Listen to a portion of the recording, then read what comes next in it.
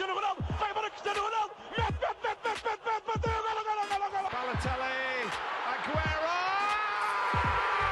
Posse de bola para Portugal, vai Éder, chuta!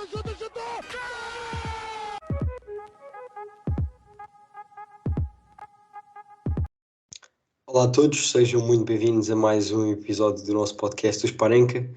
A partir de agora vou falar em inglês, so from now on I'm gonna speak in English because I have a guest with us. It's Nima from SempreInter.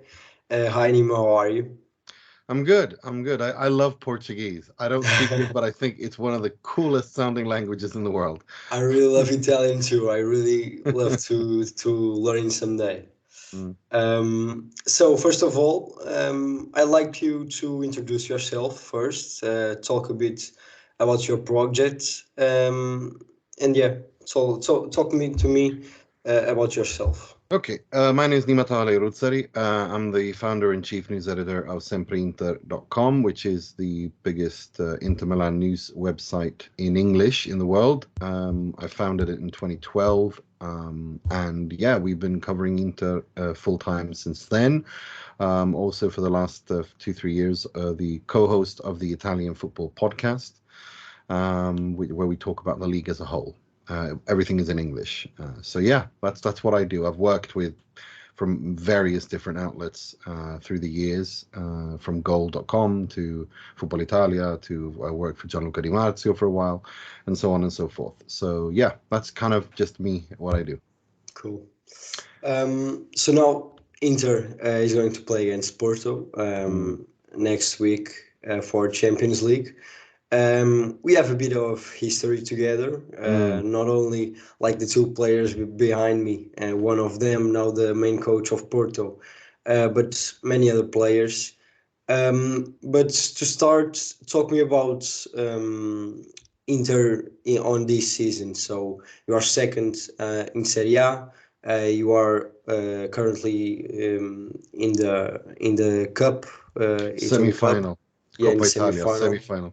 Yeah. Against Juve, which I know that's something that unites Inter and Porto as well, the hatred for Juventus. Yeah, and you already won a trophy this the season. Supercoppa. Yeah, exactly. So talk me a bit about what your feelings on this season about Inter. It's been a very difficult season for Inter. It's been Simone Inzaghi has had to pretty much put out fires all season, and it kind of already started in the summer. Those infamous 48 hours when Inter lost Paulo Dybala and Bremer within 24 to 48 hours. Because of Inter's financial situation, they couldn't sign Dybala, although they had a agreement in principle with him. Inter they had a first meeting with him. They never wrapped that deal up because they had to get rid of Correa. They had to get rid of Alexis Sanchez. Alexis Sanchez left, but Correa didn't. Then, of course, Bremer was the big target. Simone Inzaghi even said before the first preseason friendly of the season that we're going to sign a defender because he wanted to play with a higher defensive line. He was counting on Milan Skriniar out, Gleison Bremer in. That didn't happen, and instead he spent the rest of the preseason and the rest of the beginning of that season trying to recalibrate his defense and find balance again. And they did find balance again. It kind of started against Barcelona in that 1-0 win, where Inter were defensively perfect. And that was the start of a very good period for Inter. And then, of course, the Milan Skriniar situation, which again, threatened to, after Inter win a trophy, they beat their derby, they win the derby against the worst rivals, city rivals, and the Skriniar situation completely explodes. He has to again try to recalibrate and calm it down, and build, and try to build some sort of stability. But the problem has been this season is a lack of consistency. I mean, Inter beat Napoli, they draw against Monza. They beat Milan, they lose against Empoli. They beat Milan, they draw against Sampdoria. It's been that kind of a season where Inter just can't seem to get it to work consistently. Romelu Lukaku was supposed to be the main focal point this season. He's been an abject failure for both because of health issues and physical issues, but also because when he's played, he's the kind of player who needs 6-7 games to get going. And we're halfway through the season. There is no 6-7 games for him to work himself into. So it's been one of those seasons that's been, it never gets going. There's always something stopping Inter from getting going. And that's kind of created some irritation on the pitch, as we saw between Lukaku and Barella last game as well. Of course, Nicolo Barella always does that, flaps his arms and throws them around like a child. But and they all had a meeting about it, and a meeting not just about that, but they had a team meeting in a few months ago, and after that you didn't see that. And now it's kind of creeping back in, but everyone's saying that problem's been resolved, everyone's united, and they're working towards a common goal. So it's been a very difficult season for Inter so far. I suspect it's been kind of similar to a Porto as well. I mean, you guys, it's been a frustrating season for Porto as well. I mean, I do follow Porto because they are a team I really like in Portugal. It's I wouldn't go so far as to say I support Porto in Portugal, but it is a team and a club that I've been following since I was a kid. I'm from Gothenburg. I have two teams I support. One is Inter and one is IFK Gothenburg. And I remember playing against Porto in the Champions League in the 90s, and I really liked that Porto side. And so and also of course being of Iranian heritage, Mehdi Taremi is your focal point. And so I have been following Porto quite a bit these past few years. Again, about Romelu Lukaku. Did you expect, especially without Sanchez and Perisic this season, that he would step up, jointly with Lautaro and Barella? Well, Lula, as they were called, Lautaro and Lukaku, they were fantastic under Antonio Conte. Exactly. And everyone was kind of expecting, okay, what happened at Chelsea wasn't really his fault. It just felt like he didn't fit in there with Tuchel and the club and everything else. But then when he came to Inter and he was unlucky, he had one of the most serious injuries in his career. He said so himself. But I think it was again Inter bet on the wrong horse in a financial situation where they can't afford to bet on wrong horses when they make high wages. Correa, Gosens, and Lukaku, the three biggest investment financially, have all been failures. Gosens doesn't break into the team. Joaquin Correa is an abject failure. No one knows what they're going to do with him. And Romelu Lukaku is luckily only on loan. Now, the annoying thing with that is that Paulo Dybala would have been someone Inter could have bought and owned. And together with Lautaro, the movements and the intelligence that they could have had would have been a very interesting Inter. And also, if they had sold Milan Skriniar last season and bought Gleison Bremer, they would have been able to play he could have evolved and played with a higher defensive line. They could have intensified their press with Onana, of course, who's almost like a sweeper keeper, very good with his feet, quick. That would have been a different Inter. But so instead, it's been the most season has been kind of recalibrating. So going into next summer, they have to get it right. The problem is they don't have any money to spend, and they probably have to end the transfer window again on a net profit, which is a bizarre situation. And that goes back to the owners, Suning, who not only can't invest, but have also taken out a loan from Oaktree using their ownership of Inter as collateral. And that is this is not a tenable situation. Yeah. I hear you about that, about the question and the ownership. It's a subject that we talk about really deep in our podcast, not only in Portugal but in many countries. You were saying that you don't support, but at least you know. And I follow. You follow Porto, and I love Sérgio Conceição. I absolutely love that man. It's just. It's not usual here in Portugal, that love for him. Well, that's the thing. No, I love that man. I absolutely love that man. He is he's charismatic. He's larger than life. He doesn't take shit from anything or anyone. He defends his team, his players, his club it doesn't matter, even if it's someone inside the club that isn't doing their job, he is on them. I mean, I remember a story of him watching one of his sons play for the youth team, and someone in the crowd was talking shit, and he jumps up and kicks his ass. I mean, yeah. I love And this. it was his son that now plays in our team, but he was playing for Benfica at the time. So even in that situation, Yeah, and and Serge Conceição as a character and a manager. I mean, he does his style. He embodies everything that Inter is.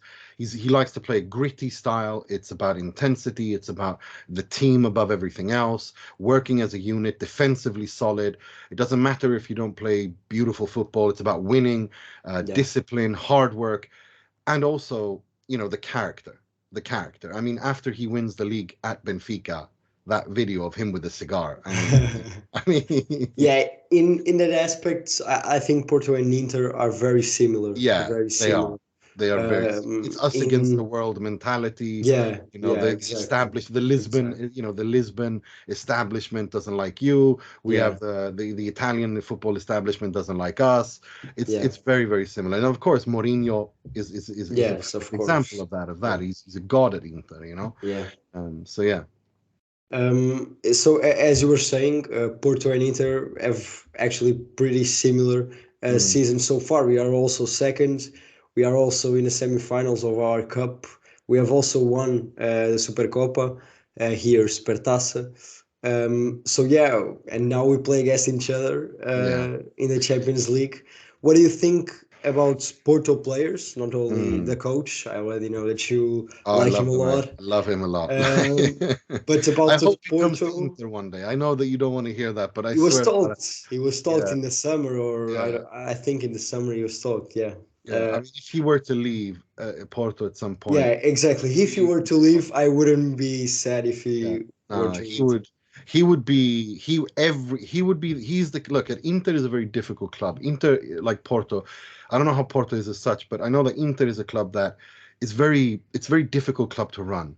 The fan bases, there's a lot of infighting and arguing, and it's a special environment.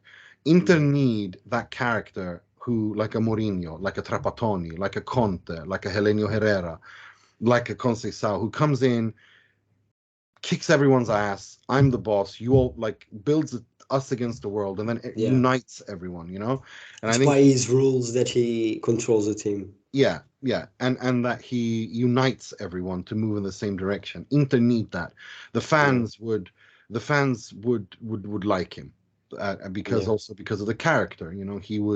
He would come in there and he would give 110% passion and fire and desire. In there, and also look, tactically he plays similar to Cholo at Atletico Madrid. It's that kind of football, and that's part of Inter's DNA. That's how we play football. That's how this club's DNA is. It is gritty. It is hard work. It is risk minimization. It is winning 1-0 and defending and suffering and all that stuff, right? That's part of it. And also I think Conceição is fantastic at developing players. That's for sure. That is what he's done to Taremi. Is just he's turned him into a complete striker. Yeah. He wasn't a complete striker when he came to Porto. Now he is the focal point. He drops deep and builds. He's a finisher. He can link up. He can shoot. He's good in the air. He can do everything. He can do everything, and that is Conceição. That's Conceição's work. And Taremi himself speaks of how Conceição has developed him as well. And not just that, other players as well that we've seen, like Porto have sold. He gets players to take that next step. And it's really, really, I think he would be perfect for Inter. But I mean, if we're going back to this game, I think let me just about that thing that you were saying. I even wrote an article this week because we played against Sporting on Sunday, and we were out with 5 players that could be in our starting 11, and the ones that who played, Porto supporters know that if a player is playing, it's because Conceição trusts him, and if he trusts him, we trust him. We trust him, exactly. So he can be a player that doesn't place 10 games in a row. Matter. But if he comes in, like for example, André Franco, he played in the quarterfinals on the cup, and he scored the winning goal, and he didn't play it in 12 matches or so. So because that trust that Conceição transmits, it's really, really strong to the players will die for him. They go to war for him. I mean, this is what Mourinho did. This is what Carlos Queiroz did in Iran, uniting the group. The players will go to war for him. They will die for him. This is something that you have to have as a coach. And I think Conceição has that. He really does have that. And also, the players go in there believing they can do anything. I mean, he fills them he prepares them, not just mentally, but tactically prepares them in minute detail what they have to do when they go on the pitch. And that is something that is unique about Conceição. And that's why I think he's been so successful against Italian teams. Because Italian teams are well prepared, well drilled. And he is uber prepared. He's super prepared. And I mean, that's why I keep telling people, and Inter fans as well, that look, this is a 50-50 game. It's Inter are not favorites, Porto are not favorites. This is a 50-50 game. This can go either direction. This can go either way. And Inter fans need to understand that. That they might not follow the Portuguese league, they might not know much about the Portuguese league, but that doesn't change the fact that these are two evenly matched in terms of overall form and overall quality and how they play and how well they know their system. And it's about who is cynical on the day. It's about killing your chances. It's about taking your chances and killing them off. Yeah. I was really about to ask you about that. What do you know about the Portuguese league? And even if you like it or not. I do. I like it. What is your relationship with the Portuguese league? My relationship with Portuguese league is, as I said, I'm watching in the 90s. Arthur, Jardel, Mario Jardel, like all these players. Yes. And Porto, and also, playing against that Porto side, my IFK Gothenburg team, playing against that side, and I really liked Porto. They really charmed me. And also, since after that, now Portugal produces some of the best and most technical players in the world. Yeah. And of course, but again, it's Portuguese football is also because of there's so much drama in it, and there's so much it's eventful. Yeah. It reminds me of Italian football a lot, and I'm drawn to that. I am that kind of, there's always some sort of some kind of fighting and scandal. And I remember, and then also, of course, the identity of the clubs being very similar, but also Conceição, I mean, he owes, him and Inter is an unfinished business. Because I remember Conceição, when he came to Inter as a player, he was supposed to be one of the best wingers in the world. It didn't happen. He really didn't do well at Inter. And so he left, and there's unfinished business there. He succeeded at Parma, he did well at Lazio, but he didn't do well at Inter. So there's unfinished business there. And I think that knowing the character of Conceição and knowing the winning mentality that he has, this is something that annoys him. Yeah. And I think he sees Inter as unfinished business, and for him to go to Inter and to win the Serie A or win trophies, that would kind of that's for sure. We have a cup here. You can compare it maybe to the Carabao Cup in Premier League. Yeah, League Cup. Yeah, like it really doesn't matter, but someone has to win it. And Conceição had gone to 3 finals in the last 5 years. And he had never won it. Like, we have lost in the penalties with goals beyond the time, everything. And he didn't rest until he won it, and we won it this year. Yeah, and that's mentality that's really in his body, and that drives him as a manager, I believe. And that's what makes the players die for him, because they know that the manager wants to win more. Yes, this is so like Mourinho. They're so similar, Mourinho and him, in that aspect. But the difference being that Mourinho is linguistic. I mean, his strength, Mourinho's strength, is his ability to express himself. Yeah. And also the charm. The man is incredibly charming. They're both charismatic and charming, but Mourinho is box office. I mean, Mourinho can Mourinho in a room can mesmerize an entire, like the camera. He comes through, and Conceição does it well, but he doesn't have the linguistic capabilities, and it's more of a straight face. It's more serious. Mourinho can walk in. I mean, the first press conference at Inter, when he's learned Milanese dialect, you know, like io non sono pirla, like I'm not an idiot, you know, stuff like that. And he does it on the spot. It's not well prepared. He's unbelievable for that. But the character, otherwise, this kind of winning mentality that they want to win as much, if not as much, but if not more, then definitely as much as the player. And that it doesn't matter who you are, if you're the star or if you're the bench player, if you don't put the team's interest ahead of yours, Conceição and Mourinho will kill you. You know, they don't care. I mean, just look at what happened. I mean, look at what Mourinho did to Balotelli. Didn't care. Look at what Mourinho did now to what happened with Zaniolo and also what's his name, Karsdorp. You know, they put they didn't put the team ahead of themselves, and Mourinho just doesn't care. Cuts him off.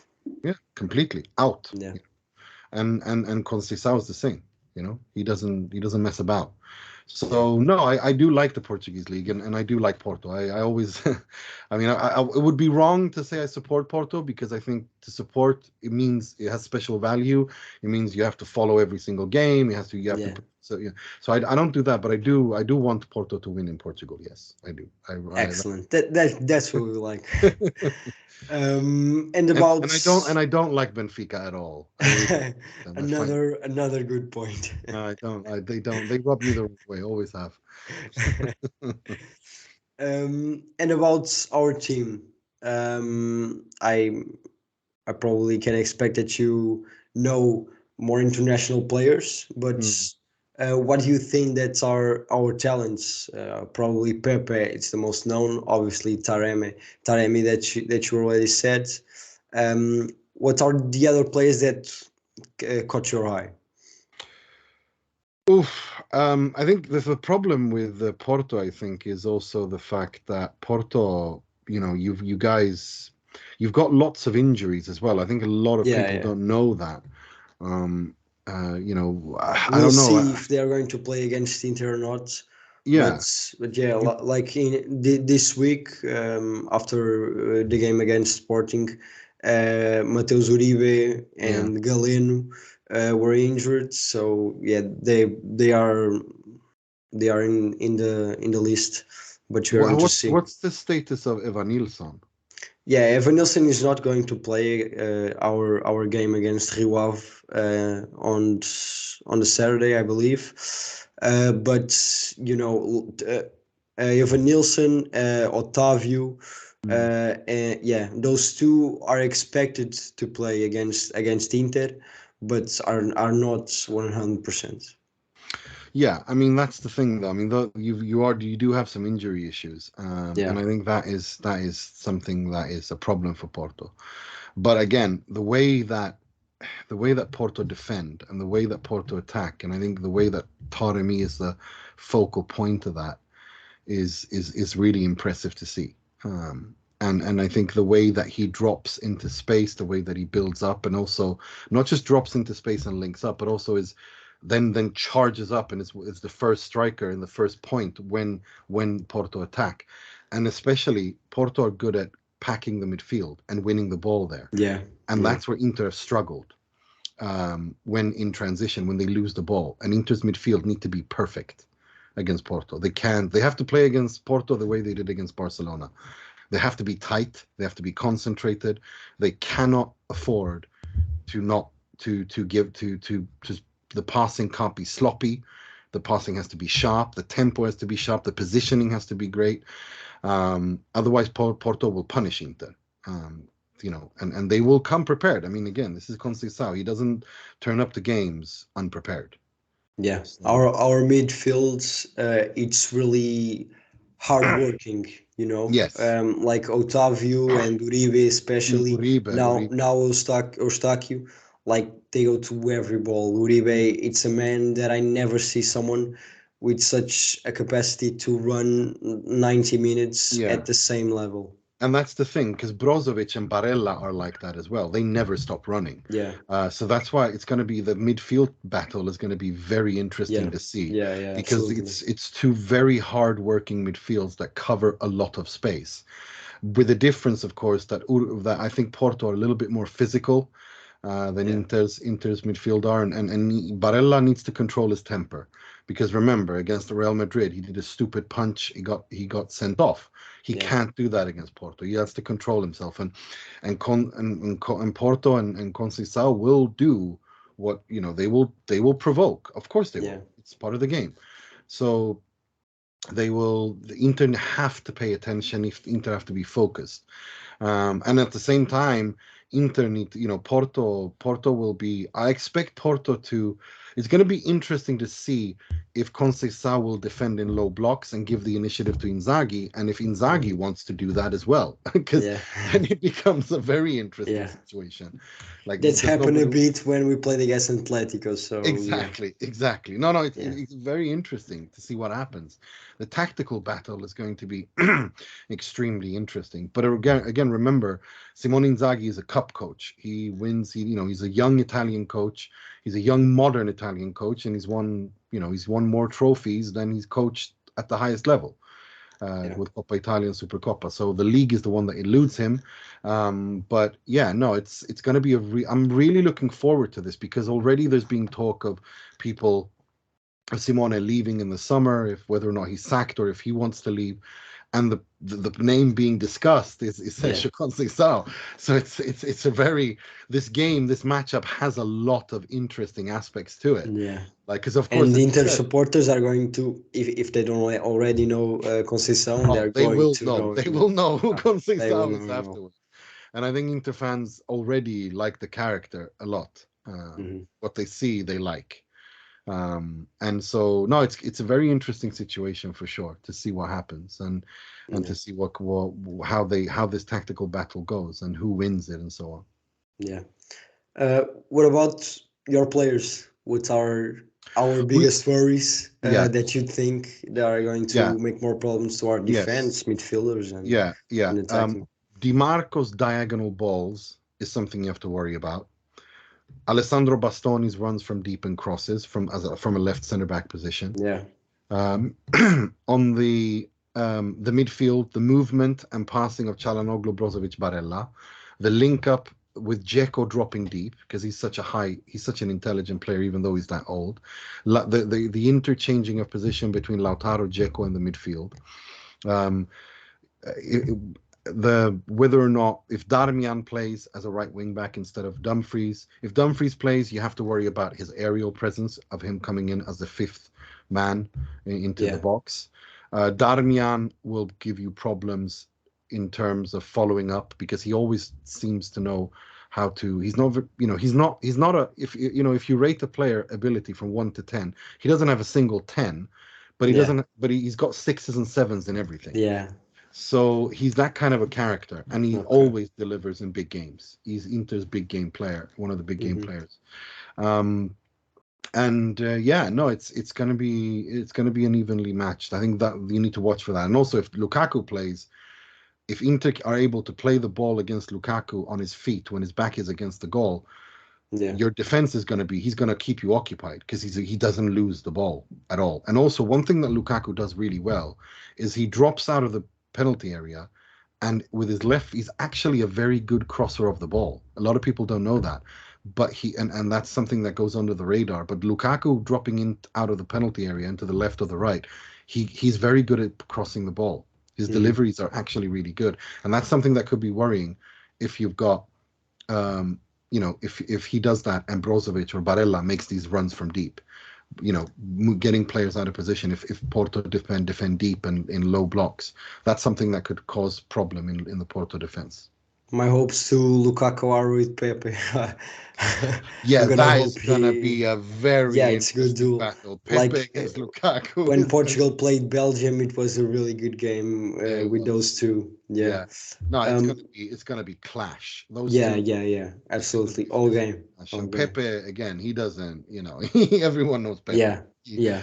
He does not. He's going to try to bully Lukaku, and Lukaku's going to try to bully him if he plays. Yeah. The thing is, it could be that Simone plays Dzeko and Lautaro because Dzeko likes to drop deep. That means, what does Pepe do? Does he follow? Because that's where Pepe's weakness is. I think now, Yeah. at the moment of his career, is his movement. He's not very quick anymore. And if you get Pepe out of position, you leave holes behind. That's going to depend also on who plays in the midfield. Because if Uribe plays, that's Uribe position. Yeah. If Uribe doesn't play, there could be some confusion about who is going to mark Dzeko when he comes out of position. And you were talking about Dzeko, and I really think that he's underestimated, Like, Yes.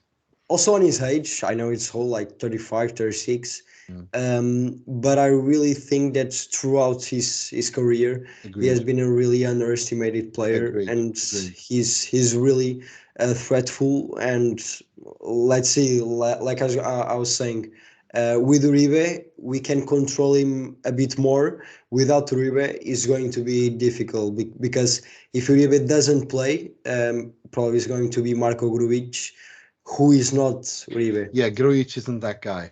Yeah. I'm with you. I agree with you. He's not that much physical. It's more as a playing style, more slowed. It's really different. It doesn't have the intensity that Uribe have. And Porto can have some difficulties with that side of the game. And also about the system that Inter plays. It's going. I mean, we have Sporting in Portugal, and we play them Sunday. But yeah, we sometimes struggle with that kind of system. Like you were saying, Dumfries being the fifth man. Yeah. That's some difficult because, like I can tell you, on the left with Zaidu, he's not the best defender. Not even with Wendell, that's injured, not also the best defender at all. So we have some downsides on the part of defense. Principle is that Zaidu can't attack mostly all the times, because if he does, that we are screwed. Overly, yeah. That's I'm really looking forward to this. I'm really looking forward to this because also, look, the Dragao, that stadium is a classic stadium. San Siro is a classic stadium. It's two sets of fan bases. It's two classic clubs. I'm really looking forward to this. I'm really looking forward to it. It's a bit annoying because, like I said, I've got friends in Portugal who are also, who in media, who are Portistas, and of course the Mourinho connection and all that. And it's like, it's like you don't want to play because if you win, your friend is unhappy. And if you lose, your friend is unhappy. You know what I mean? Like, you don't want that. Yeah. So, no, it's going to be an interesting game. And I think it's going to be two fantastic packed stadiums, two fantastic atmospheres, and two coaches. I mean, again, I think Conceição will coach Inter at some point. And in that is going to be interesting. And also his record against Italian teams is very good. Yeah, absolutely. And I think he prepares extra for those games because I think he's got his eye on the Serie A. Yeah. So yeah. So to end, what are your predictions? Oh God, I know you were going to ask that. I don't like doing predictions. Look, I'm glad the away goal rule is abolished because I think that would hurt Inter. Because I think it would have been a 1-1 0-0 draw in those games. I honestly think this is going to. I think this is going to go to penalties. I think this is going to go all the way. Yeah. I think 0-0 or 1-1, 1-0, 1-1, something like that on against at the San Siro, something similar at the Dragao, and then extra time and penalties. Because I think these two teams they're very close. They're very tight. They're very close. I think they're going to cancel each other out. And Porto, again, they are a good team. They are, and I use team, really good team. They are really organized. But I do think that it's like Inter don't have any injuries, and Brozovic is coming back, Lukaku's coming to fitness. You guys struggle with a little bit with injuries.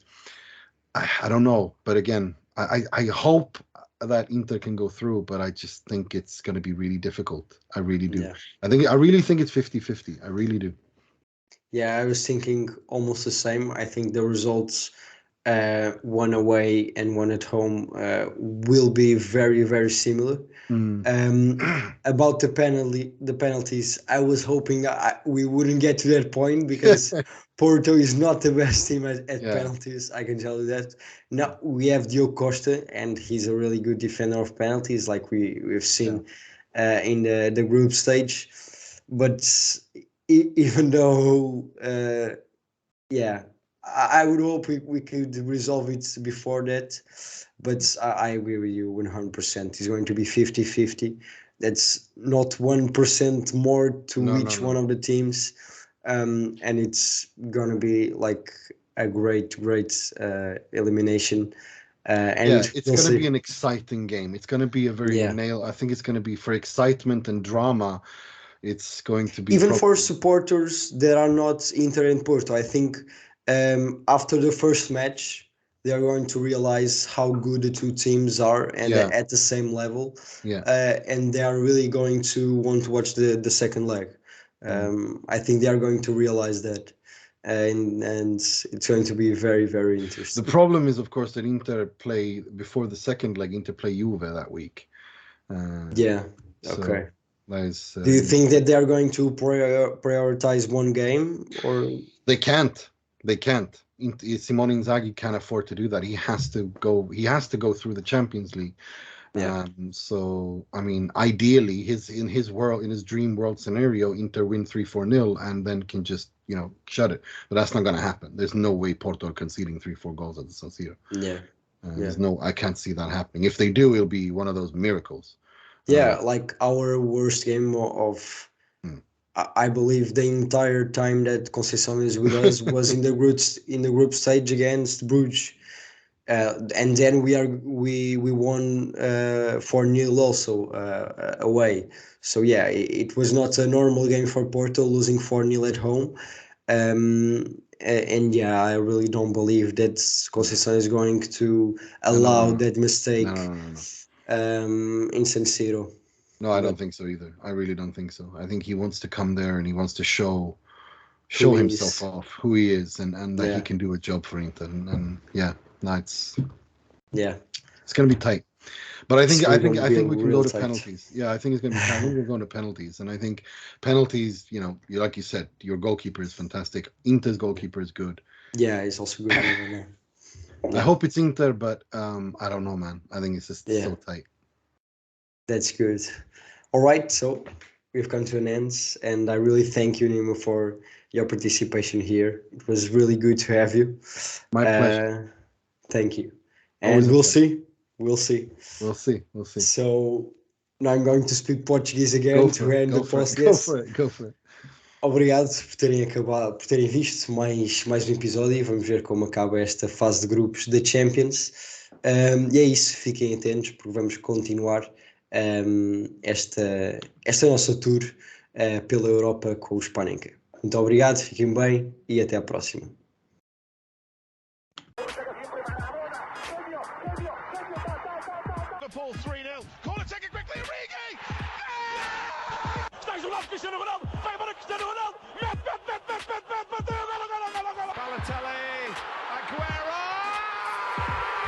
Posse de bola para Portugal, vai Éder, chuta!